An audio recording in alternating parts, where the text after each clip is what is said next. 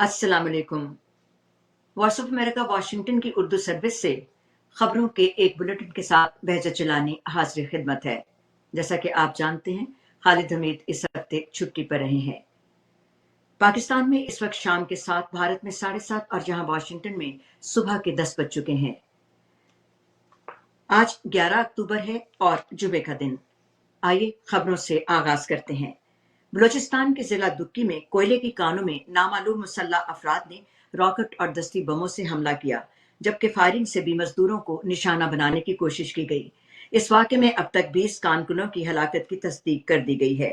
दुक्की city की police के SHO Humayun Khan Nasir ने वॉइस ऑफ अमेरिका से गुफ्तगू करते हुए बताया कि जुमेरात और जुमे की दरमियानी शब दुक्की शहर से कुछ फासले पर कोयले की कानों में ये वाक़या पेश आया। दुक्की में कानकनों पर हमलों की जिम्मेदारी ताहाल किसी तंजीम या गिरोह ने कबूल नहीं की। वफाकी वजीर दाखिला मोहसिन नकवी ने कानकनों पर हमले की मजम्मत करते हुए कहा है कि इस वाक़े में मुलव्विस शरपसंद अनासिर कानून की गिरफ्त से नहीं बच सकेंगे।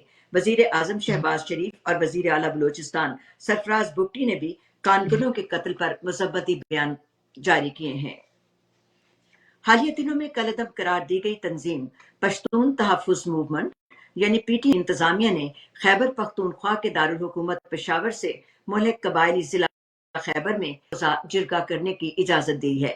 बुध को PTM के कारकुनों पर मुबैना तौर पर सिक्योरिटी एहलकारों की फायरिंग के बाद पैदा हाल पर जो रोज पेशावर में वजीर आला अली अमीन गंडापुर की सदारत में तवील मुशास के बाद जमरूद में पहले स्पीकर सूबाई असेंबली सलीम सवाती और कलअदम PTM के वफ्द के मुज़ाकरात हुए। जुमेरात की शब वजीर अली अमीन गंडापुर और PTM के रहनुमा मंजूर पश्तीन के दरमियान भी मुलाकात हुई। इन मुलाकातों में PTM के पुरअमन जिरगे के इनेकाद पर इत्तेफाक कर लिया गया। हुकूमत पाकिस्तान ने मुल्क में बिजली की बढ़ती हुई कीमतों को रोकने के लिए 5 इंडिपेंडेंट पावर प्रोड्यूसर्स के साथ मुआहदे खत्म करने का ऐलान किया। वफाकी वजीर तवानाई उवैस लगारी कहते हैं कि इस अमल से सार्फिन को 60 अरब रुपए जबकि हुकूमत को 400 अरब रुपए तक बचत होगी। अफगानिस्तान के लिए अक़वाम मुत्तहिदा की खुसूसी मंदूब रोजा ओतनबायफ ने लड़कियों के आलमी दिन की तकरीब के मौके पर अपने एक बयान में अफसोस का इजहार करते हुए कहा है कि हुकाम की जानिब से 12 साल से जायद उम्र की लड़कियों की तालीम पर पाबंदी को 1120 दिन मुकम्मल हो चुके हैं। उनका कहना है कि यह मौका एक बार फिर तालिबान हुकाम से रास्ता बदलने की अपील करने का है। 19 दिसंबर 2011 को अक़वाम मुत्तहिदा की जनरल असेंबली ने आज यानी 11 अक्टूबर को बच्चियों के आलमी दिन के तौर पर मनाने के लिए करारदाद मंजूर की थी। 2024 का थीम लड़कियों के लिए मुस्तकबिल का विजन है, जो फौरी कार्रवाई की उम्मीद दोनों का इजहार करता है। भारत की रियासत हरियाणा में होने वाले असेंबली इंतखाबात के नतायज से न सिर्फ हारने वाली कांग्रेस पार्टी हैरानी और सदमे में है, बल्कि जीत हासिल करने वाली बीजेपी भी कम हैरान नहीं। इंतखाबी जायजों और एग्जिट पोल के नतायज की जीत और बीजेपी की शिकस्त की पेशगोई करते आए, मगर नतीजा बरक्स निकला। 8 अक्टूबर को इंतखाबात के नतान किया गया, जिसके मुताबिक हुक्मरान भारतीय जनता पार्टी को असेंबली की 90 नशिस्तों में से 49 और कांग्रेस को 35 सीटों पर कामयाबी मिली। तकरीबन तमाम तज्जियाकार ये समझते हैं कि रियासत के अवाम तब्दीली चाहते थे, लेकिन कांग्रेस पार्टी तब्दीली की इस ख्वाहिश को अपने हक में वोटों से तब्दील नहीं कर सकी। और आइए अब मशरिक़ वुस्ता की सूरत हाल पर नजर डालते हैं। लेबनान की वजारत सेहत ने कहा है कि दारुल हुकूमत बैरूत पर जुमेरात और जुमे की दरमियानी शब इसराइल के फिजाई हमलों में 22 अफराद हलाक हो गए। वजारत सेहत ने इन हमलों में 117 अफराद के जख्मी होने की भी तस्दीक की। इत्तलात के मुताबिक इसराइल के जंगी तैयारों ने 2 मकामात पर बमबारी की, जिसमें रिहायशी इमारतें निशाना बनी हैं। इत्तलात हिजबुल्लाह के जेर इंतजाम टेलीविजन चैनल अल मनार की रिपोर्ट के मुताबिक इसराइल ने हिजबुल्लाह के एक आला कमांडर वाफिक सफा को निशाना बनाने की कोशिश की, ताहम वो इन फिजाई हमलों में महफूज रहे। लेबनान में मौजूद अक़वाम मुत्तहिदा की आर्म फौज ने कहा है कि उसके एहलकार इसराइली फोर्सेस की फायरिंग की जद में 2 जख्मी एहलकारों का इलाज जारी है। अक़वाम मुत्तहिदा के सरबराह एंटोनियो गुटेरेस ने जुमे के रोज लेबनान में आर्म फौजी अड्डे पर इसराइली फौज की फायरिंग को बैनुल-अक़वामी इंसानी कानून की खिलाफ वर्जी करार दिया है। اسرائیل کی فوج نے بتایا ہے کہ غزہ کے شمالی علاقوں میں لڑائی کے دوران اس کے ایک میجر اور 2 اہلکار مارے گئے۔ گزشتہ 7 بعد غزہ میں شروع کی گئی زمینی کارروائی کے دوران اسرائیلی فوج کے 353 اہلکار ہلاک ہو چکے ہیں۔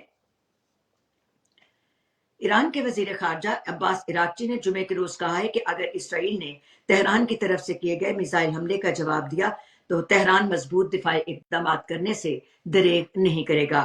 وزارت کے ایک مراسلے کے مطابق دیگر وزرائے خارجہ کو لکھے گئے خط میں عراقچی نے کہا کہ ایران ضرورت کے مطابق مزید کسی بھی نیت کے جواب میں دفاعی اقدامات کرنے کے لیے پوری طرح تیار ہے۔ ایسا کرنے سے ہچکچائے۔ اسرائیل نے بارہا کہا ہے وہ یکم میزائل حملے کا جواب دے گا جو لبنان اور غزہ میں اسرائیلی حملوں اور ایران میں ہم نما کی ہلاکت کے جواب میں کیا گیا تھا۔ روس کے خبر رساں اداروں کے مطابق روسی صدر ولادیمیر پوٹن نے جمعے کے روز ترکمانستان کے دارالحکومت اشک آباد میں اپنے ایرانی ہم منصب مسعود پزشکیان کے ساتھ بات چیت کی۔ مغربی پابندیوں کے تحت روس اور ایران کے درمیان تعلقات مضبوط ہوئے۔ روس یوکرین جنگ میں تہران کے بارے میں یہ خیال کیا جاتا ہے کہ وہ ماسکو کو ہتھیار فراہم کرتا ہے جس کی ایران تردید کرتا ہے۔ یہ رہنما پہلی بار وسطی ایشیائی ملک میں ایک علاقائی سربراہی اجلاس میں ملاقات کر رہے ہیں۔ پزشکیان اس ماہ کے آخر میں برکس سربراہی اجلاس میں شرکت کے لیے روس کے دورے کے دوران بھی پوٹن سے ملاقات کریں گے۔ ادھر یوکرین کے صدر ولادیمیر زیلنسکی یورپی ممالک کے دورے پر ہیں اور اپنے ملک کے لیے مزید امداد کے حصول کے لیے کوشاں ہیں۔ امریکی وزیر خارجہ اینٹنی بلنکن نے جمعے کے روز جنوب مشرقی ایشیائی رہنماؤں کو بتایا کہ امریکہ کو متنازع جنوبی بحیرہ چین میں چین کی بڑھتی ہوئی خطرناک اور غیر قانونی سرگرمیوں پر تشویش ہے۔ انہوں نے اس عزم کا اظہار کیا کہ امریکہ سمندری جہاز رانی کی آزادی کو برقرار رکھے گا۔ جنوب مشرقی ایشیائی ممالک کی 10 رکنی ایسوسی ایشن آسیان کے ساتھ میٹنگ میں ان کے اس بیان پر بیجنگ نے مذمت کی اور آبی گزرگاہ میں عدم استحکام کے لیے امریکی اور خطے سے باہر کی دیگر فوجی موجودگی کو ذمہ دار ٹھہرایا۔ چین آسیان کے ارکان ویتنام، فلپائن، ملائیشیا اور برونائی کے ساتھ تائیوان کے اس پر ملکیت کے دعوے کرتا ہے۔ چین اور فلپائن کے ساتھ ساتھ ویتنام کے درمیان حالیہ پرتشدد تصادم کے سلسلے نے ان خدشات کو ہوا دی ہے کہ سمندر میں چین کے اقدامات ایک بڑے پیمانے پر تنازع کی شکل اختیار کر سکتے ہیں۔ امریکی شہر ڈیٹرائٹ میں ٹیسلا کمپنی کی جانب سے جمعرات کی شب ہالی ووڈ اسٹوڈیو میں اس کی روبوٹ ٹیکسی کی رونمائی ہوئی۔ ٹیسلا نے اپنی خود کار گاڑی روبو ٹیکسی کی نمائش کی۔ اس ٹیکسی میں اسٹیئرنگ وہیل اور پیڈل بھی موجود نہیں۔ ناقدین کا کہنا یہ ہے کہ ٹیسلا ابھی تک خامیوں کے بغیر خود کار ٹیکنالوجی کی نمائش نہیں کر پائی۔ اور سمندری طوفان ملٹن امریکی ریاست فلوریڈا میں تباہی مچانے کے بعد دوبارہ بحر اوقیانوس میں داخل ہو گیا۔ طوفان کی تباہی کے سبب فلوریڈا میں کم از کم 4 افراد ہلاک ہو گئے۔ 30 لاکھ کے قریب صارفین بجلی سے محروم ہیں۔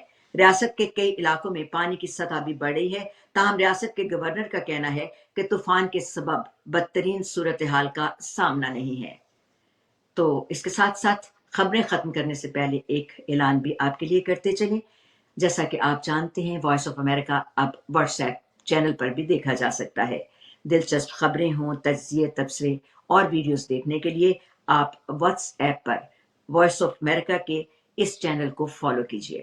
واٹس ایپ چینل کا لنک ہمارے فیس بک پیج پر موجود ہے۔ تو جناب یہ تھی خبریں جو ہم نے فیس بک پر آپ کے لیے پیش کی۔ آپ یہ معلوم ہے آپ کو کہ یہ خبریں ہم اپنے سوشل میڈیا کے تمام پلیٹ فارمز پر آپ کے لیے پوسٹ کر دیتے ہیں۔ آپ ان خبروں کو دیکھتے ہیں اور ہمارے لیے کامنٹس میں اپنی رائے کا بھی اظہار کرتے ہیں۔ اپنی ان رائے آراء کو ضرور جاری رکھیے، اس لیے کہ اس رائے کے ساتھ ہم اپنے بلیٹن کو آپ کی پسند کے مطابق بہتر سے بہتر کرنے کی کوشش کرتے ہیں۔ اور اس کے ساتھ ساتھ اب بہجت اجازت چاہتی ہے اپنی اسی درخواست کے ساتھ کہ ہمارے اس بلیٹن کو شیئر کرنا نہ بھولیے گا، کیونکہ یہ آپ کی وہ محبت ہے جس کے تحت ہمیں آپ کی رائے کا معلوم ہوتا رہتا ہے۔ تو بہجت چلانی کو اب پروڈیوسر عائزہ عرفان کے ساتھ اجازت دیجیے۔ آپ سے ہماری ملاقات پھر ہوگی۔ خدا حافظ۔